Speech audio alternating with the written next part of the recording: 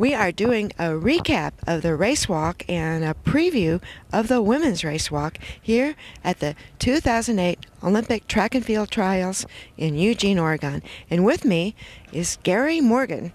Gary is a 1988 Olympian himself in the race walk, and he knows all about it. So, Gary, tell us a little bit about what you saw this morning during the men's race walk. How many people do we have going to Beijing? At this point, and definitely for the final count, it's going to be just one. It's going to be Kevin Eastler. He's a lieutenant in the Air Force and really a fine walker. I think he'll do pretty well over in Beijing. Recapping today's race, Kevin just took it out at around a 7-minute pace. He let a couple other guys be ahead of him for probably 5-6 kilometers, and then he took over the race probably about 7 kilometers, and then he just basically cruised in for the victory from there, walking 1:27.06, walking very relaxed. I thought he looked absolutely fantastic today walking. Definitely he was the class of the field today, and I think he'll represent the USA very well over in Beijing.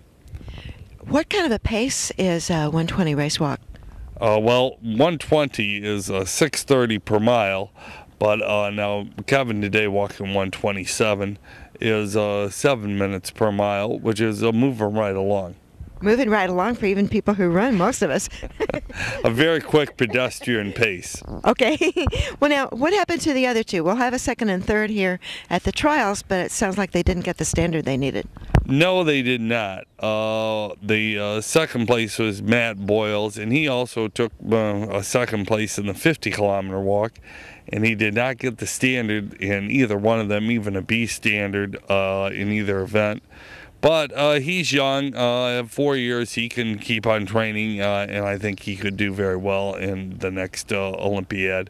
The third place guy, I think, is a very young and rising talent, the Patrick Stroop.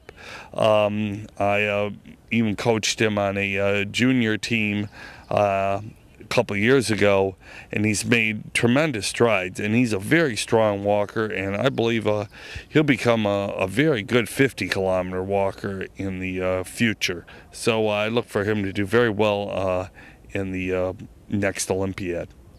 Speaking of the 50K walk, let's talk about that. That was back in February, wasn't it? Yes, it was. It was down in Miami, Florida, and the conditions, of course, are always brutal in Florida. It was a warm day, and it was very tough on the whole field. But Philip Dunn, he's been on our national team since '93, and he's a two-time Olympian already in the 50K walk. And he ended up winning the race with a time of, I think, 4:12 at the time, and which he did not even have a B standard himself. He went to the World Cup in Russia in May and got the B standard with a time of 4:05, and the B standard was 4:07. So he's going to Beijing all by himself. Yes, he is. So at this point, we're sending one man in the 50 and one in the 20. Well, now, tomorrow, on Sunday, the last day of these trials, is the women's 20K race walk, and they don't have the 50, do they? No, they don't. They just have one event, and they're kind of the same boat as the men. There's two women who have B standards.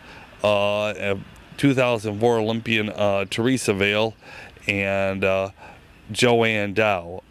They've been longtime competitors against each other. Teresa Vale, she's been walking forever. She was a national class walker when I first started in '82, so she finally made the Olympic team last time around, and she's kept on going. And then Joanne has done very well over the last 10 years, but had a little bit of a injury problem 4 years ago, and at this point she's been fighting off some things, different injuries and illness, but she seems to be back in top form. So I believe tomorrow's race will be very exciting between Joanne and Teresa Vale. That sounds pretty exciting with two veterans. But there's one person I want to talk about. I think she's kind of an interesting story, and that's Kristen Mulaney. Kristen is from Michigan, and she had an accident. Was it a car accident? Well, it was a recreational accident. She was down in one of the Caribbean islands. She went out mountain biking, and the hill she was coming down, there was a four-wheeler who was going up, and she got hit by the four-wheeler and had a traumatic head injury after that. Was hospitalized for quite some time, and then came back and got herself qualified for the Olympic trials.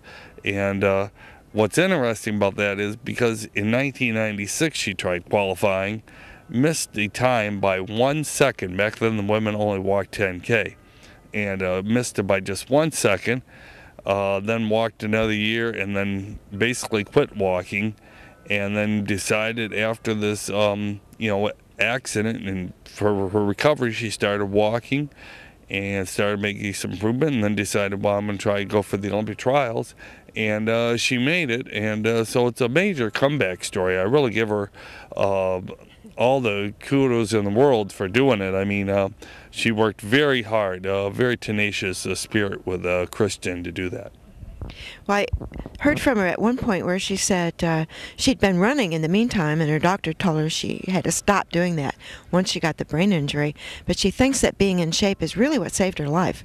I believe so. It's made her very, very tough. I mean, from what I'd heard from some other people, that she was in the hospital for quite some time, and with her tenacious spirit and just wanting to to be athletic and to do things, I believe that definitely saved her life and has made her, mobile and be able to do things. And for her to come back and make the Olympic trials is really a show of big courage on her part. Well, so there it is. Race walking, the men are done. The women are yet to go tomorrow.